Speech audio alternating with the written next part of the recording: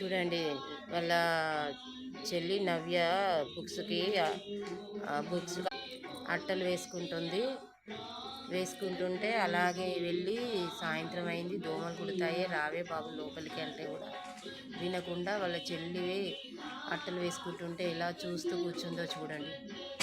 అదో ఇక్కడ సాంగ్ వస్తుందని చెప్పేసి ఆటలు ఆడుకుంటుంది. చిన్నారి ఇదో హాయ్ చెప్పు, హాయ్ చెప్పు, హాయ్ చెప్పవా? డ్యాన్స్ చెయ్యి, డ్యాన్స్ చేస్తావా?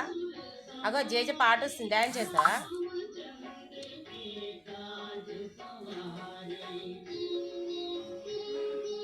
ఇదే అమ్మా డ్యాన్స్ చెయ్యి, ఇద్దా ఇదో ఇదో హాయ్ చెప్పు, హాయ్.